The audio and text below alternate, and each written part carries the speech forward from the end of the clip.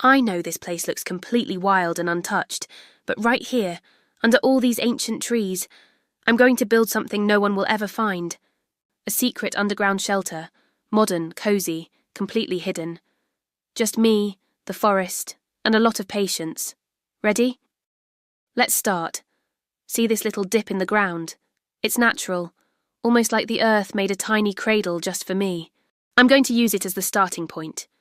First, I need to remove the top layer of soil and roots very carefully, so nothing looks disturbed from above. Okay, here we go. The first cut feels so satisfying, just slicing into this soft, dark earth. Every bucket of soil I carry away gets piled far from the site, so it blends in with the forest floor. Slow and steady. No rush. It's getting deeper now, chest deep already. I'm placing the first thick support beams across the top. These will hold everything. Then the planks go on top, one by one, closing off the sky.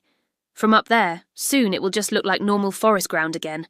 Oh wow, look at this big flat stone I just uncovered. It's perfect camouflage. I'm going to lift it very gently. And underneath, there's already a little natural pocket. This is going to make things so much easier. Now the shape is clear. A nice rectangle about 3 by 4 meters. I'm lining the walls with smooth plywood. It already feels more like a room.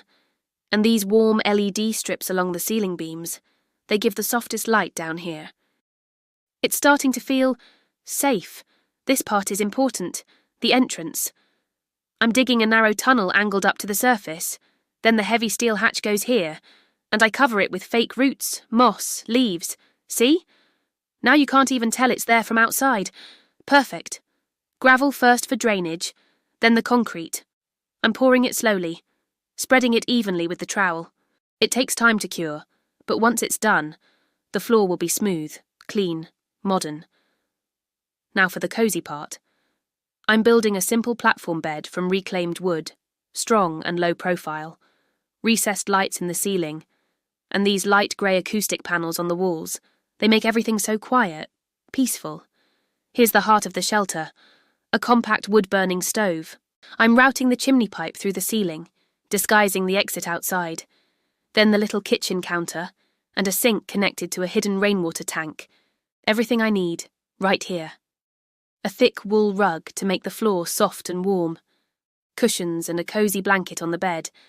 A few minimalist shelves, some books, and this tiny plant for a touch of life. It already feels like home.